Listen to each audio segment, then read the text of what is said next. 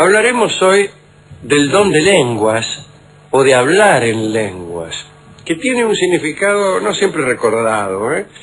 Hablar en lenguas significó desde hace muchos siglos hablar místicamente en un idioma no identificado. Las lenguas que surgían de los místicos cuando estaban en éxtasis, eran consideradas a menudo como lenguajes humanos reales, pero no reconocidos. Algunos también pensaban que eran lenguas angélicas, que eran el lenguaje de los ángeles. Por ejemplo, San Pablo creía eso, A esta manera de hablar, esta forma ininteligible de hablar cuando uno estaba en éxtasis, es decir, por ahí te agarraba la viaraza y vos empezabas, cara tu baranda ni cuba. Bien, a eso se le llamaba glosolalia. Los más escépticos aseguraron que las lenguas registradas en éxtasis carecen de un vocabulario y de una sintaxis que pueda conformar el más mínimo sistema. En una palabra, los escépticos sostienen que cuando un tipo está en éxtasis dice cualquier cosa. No dice nada. No dice nada. De ese modo, no podrían ser lenguajes humanos. No es que fuera una lengua desconocida, sino que no era ninguna lengua. Bien. Pero más allá de los dichos de los escépticos, hablar en lenguas fue una forma de auténtico culto. Parece que ese extraño fenómeno permitía a la gente que habitualmente carecía de la capacidad de mostrar en público sus emociones religiosas, expresarse de algún modo. Este tipo de comunicación era por naturaleza emocional, a veces edificante, a veces educativa, si uno quería servir llevar agua a ciertos molinos. Hacía compartir un estado anímico más que transmitir información. Es decir, no era una lengua transmite información. Era una situación dramática. Un tipo que dice cosas mientras se revuelca por el suelo y transpira y tiene los ojos fuera de las órbitas, pues transmite evidentemente una emoción, por más que no sepamos lo que dice, y aún cuando estemos ciertos de que no está diciendo nada. Entre los cristianos, hablar en lenguas sucedió por primera vez, según el Nuevo Testamento, cuando los discípulos se reunieron en Jerusalén para la fiesta judía anual de Pentecostés.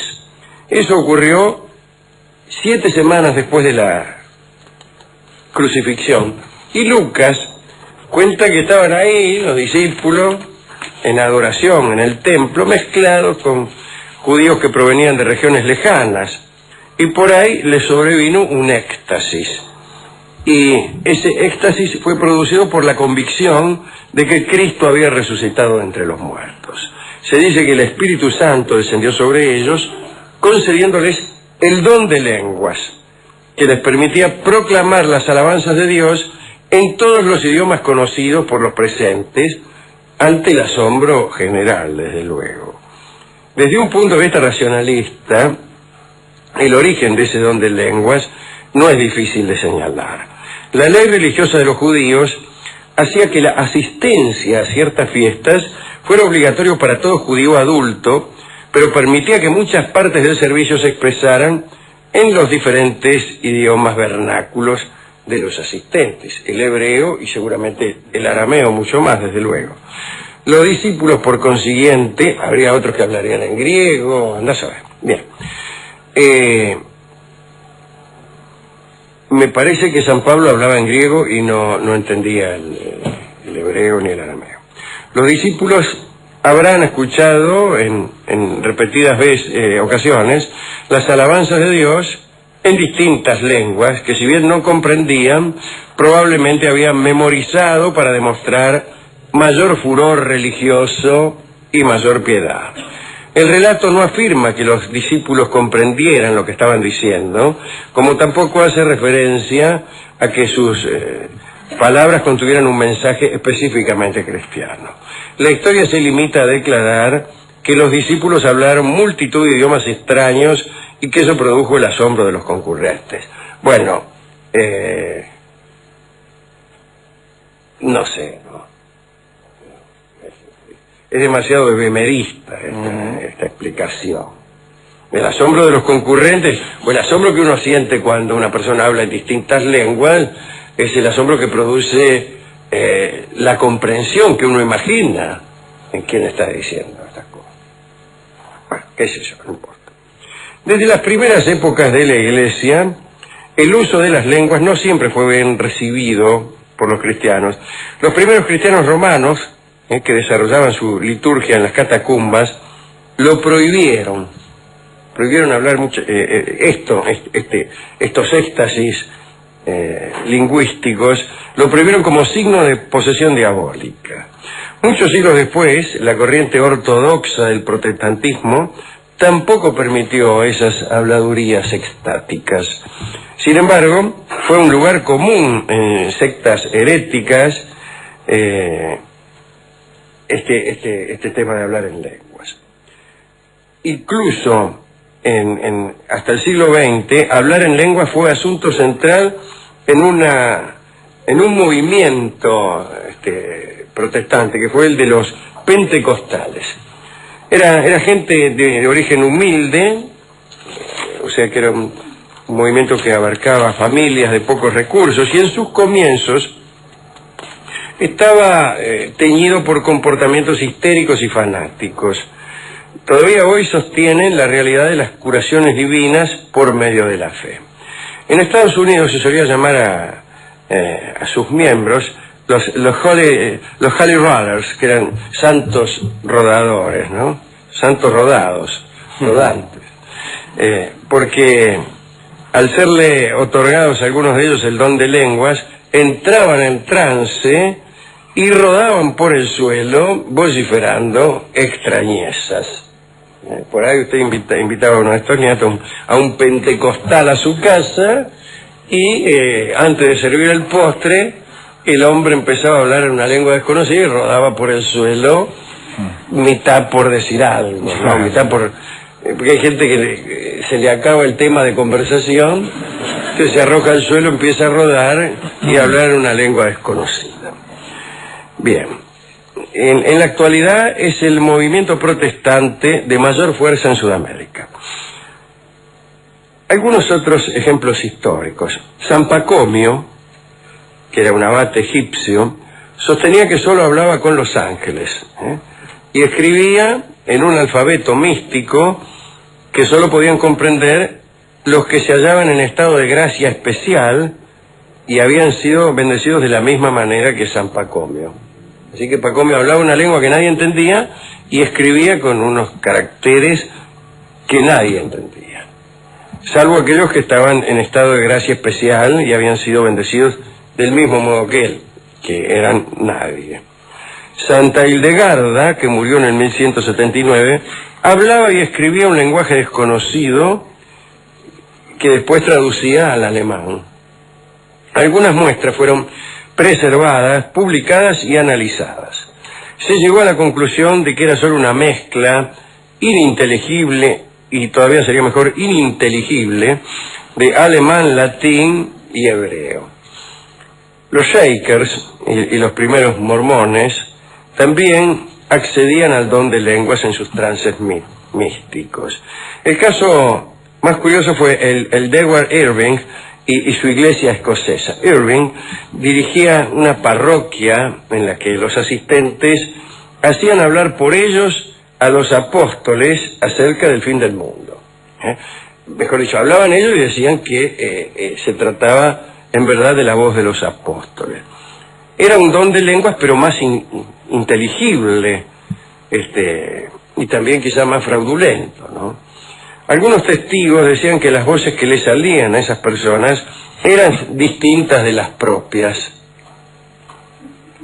Explicaba Irving: son reminiscencias, también con una voz distinta de la propia, son reminiscencias de la remota época de Ambrosio y voces pasadas de las inspiradas plegarias de la iglesia. Sin que yo supiera bien, sin que nadie supiera qué es lo que quería decir. Sí. Pero los mensajes pronto comenzaron a desvirtuarse, se mezclaron palabras inglesas y en algunos casos el que se decía elegido bajo la influencia de aquel poder pronunciaba largas y claras arengas. Y los escépticos festejaban cuando notaban que aquellos sermones no tenían vestigio alguno de erudición y estaban plagados de anacronismos risibles. Uno advirtió que San Pablo estaba en él y habló de problemas municipales. Para detener el frenesí predicador, Irving hizo una reforma en su congregación en la cual dispuso que solo algunos miembros de la congregación tuvieran la potestad de recibir palabras del pasado. Entre ellos estaba él, naturalmente. Pero mucho no pudo hacer, porque cada feligrés aseguraba en su éxtasis encarnar algún sabio antiguo, aunque solo decía estupideces solo atribuibles a él. Esto sucede también con los que se encuentran con habitantes de Marte o de otras galaxias o de Ganímedes. Y entonces yo, mire, viene un tipo de Ganímedes que es una civilización mucho más adelantada que la nuestra. ¿Y sabe qué me dijo? Me dejó un mensaje. ¿Qué le dijo? Entonces, el mensaje propio del tipo, más que de alguien de Ganímedes. Me dijo que si los hombres no terminamos con tanto odio, a lo último vamos a destruir el mundo. Pero no parece el mensaje del integrante de una civilización mucho más compleja que la nuestra. Curioso, todos esos mensajes con los que se podría llenar libros, no nos dan ningún consejo técnico. Consejo que podría ser muy útil, por ejemplo. No. Y ni siquiera un mensaje técnico inútil. Supongamos, me dijo que la raíz cuadrada de tanto es tanto. No sirve para nada, pero demuestra una cierta prestación matemática. Sí, claro. No, tipo dice, no, dije que seamos piadosos con los animales. Bueno, claro. Está bien. Tiene razón, yo no digo que esté mal. Digo que hacerse un viaje de Ganímedes para venir a decir giladas que están al alcance de cualquier verdulero, hermano. Parece por sí mismo un mal consejo, ¿no? El consejo de los kilómetros inútiles. Bueno, acá dice que la iglesia de Irving se diluyó cuando él murió, a los 42 años de edad, pero no nos importa eso, nos importa esta creencia de que el universo quiere hablarnos. Mejor dicho, que hay gente que quiere hablarnos, algunos, y que no puede hacerlo, algunos porque están muertos, es ciertamente un impedimento considerable. Otros porque viven en Ganímedes, lo cual es un impedimento aún más considerable. Y más si uno no está cierto de que exista gente en Ganímedes. Bien, cuando sucede lo mismo sucedió lo mismo con el espiritismo, especialmente a finales del siglo XIX, ¿no? Cuando estaba muy de moda el espiritismo. Entonces se hacían algunas observaciones interesantes. Se convocaban a espíritus y estos espíritus describían el más allá. Y aquel más allá se parecía muchísimo a la sociedad sajona del siglo XIX, de fines del siglo XIX, ¿no? El cielo era un lugar urbano, ordenado, limpio, donde se ejercían virtudes también municipales. Es la segunda vez que usamos esta palabra hoy. Con gentes amables, que cuidaban a sus perros, que progresaban en el cielo. Es un verdadero consuelo leerlo. Es decir, lo primero que uno siente al leer esa descripción es un gran consuelo, el de saber que hay posibilidad de progresar en el cielo, etcétera. Pero la segunda cosa, si es que no la primera, es una gran incredulidad. Porque parecía un cielo elaborado por el medium o por los clientes del medium. Eso quiero decir, ¿no? sucede también lo mismo cuando algún novelista hace hablar a la divinidad. Habla Dios. Pienso en la novela de Enrique Jardiel Poncela, La Tournée de Dios, por más que es una novela humorística, pero también tiene ese mismo defecto. Dios hace malos chistes, peores incluso que los de Jardiel, que era estupendo. Pero estupendo desde su papel de Jardiel. Y en algunas novelas también. No solo Dios. Digamos, algunos Napoleones tienen el tamaño de Emil Ludwig, que era un gran biógrafo, pero bueno, pasaba eso. Es decir, son problemas que suceden cuando el sujeto de enunciación no es el que habla, sino que hay una interpósita persona entre lo que se nos dice, entre algo que se nos quiere decir y el que lo dice. Desde luego, lo mejor para esto es ser escéptico. Digo, lo más sencillo. Dice, bueno, son inventos del tipo. Sí. Nada. Napoleón nunca ha dicho esto, lo inventó el señor Ludwig. Dios no ha venido a la tierra ni habla por boca de Jardiel Poncela, y es más, ni siquiera existe. Los apóstoles no tienen nada que decirnos, y este tipo que está ahí revolcándose por el suelo es un farsante. Eso explica muchas cosas. Si uno se empeña en creer que algo es posible, ahí vienen los líos. Ha sucedido incluso, te cuento, ¿no?, que han aparecido algunos músicos un poco mediums que decían haber recibido mensajes de músicos ya fallecidos que querían despuntar el vicio componiendo alguna otra milonguita post-mortem, y se la dictaban a ellos.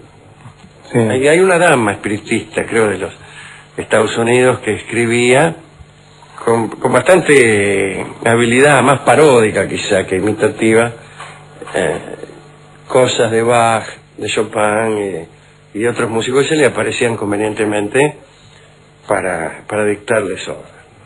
Así que yo no creo eso, y ni siquiera creo que cuando uno habla consigue expresar no ya las voces ajenas de personajes muertos o lejanos, sino la voz propia. Esto que le estoy diciendo no es quizá lo que le quisiera decir. Tal vez estoy, mediante estas palabras, fingiendo un mensaje inteligible y fingiendo que lo recibo de alguna parte. Si uno es incapaz de transmitir su propio mensaje, ¿qué nos sucederá con los mensajes ajenos? ¿A quién dedicar esta charla? Bueno, ya que hablamos de gente, Alejandro, que hace hablar a otras, algunos lo han hecho y han mejorado a las personas a las que han hecho hablar. Estoy pensando en Borges, por ejemplo. Sí, claro, claro. Entonces hay veces que vale la pena que hagan hablar a otros, sí, ¿no? Digamos, seguro, claro. A lo mejor Poncela es inferior a Dios, pero Hernández por ahí escribe mejor que Martín Fierro. Seguro, por ejemplo, ¿no? Bueno, y en un término mucho más mundano, ya que hablamos de los Shakers, y que nos escuchan en Uruguay, a los muchachos los Fatoruso, que tenían un grupo llamado los Shakers, que interpretaban canciones de los Beatles. Tiene razón, es verdad. Bueno, hemos ido a la discoteca a buscar discos que ilustraran estas dificultades de la palabra y el tema del don de lenguas. Y hemos encontrado el tango Murmullos, del doctor Patrón, que va a cantar Nelly Omar, con quien estuve yo hace unos minutos en el programa de Mona Moncalvillo. El tango Murmullos habla también de unos ciertos mensajes que uno mismo recibe sin que se sepa sin que pueda uno saber de dónde proviene. Así que esta vez el título no coincide con la charla por casualidad, sino por entera decisión del poeta. Adelante, Nelly Omar.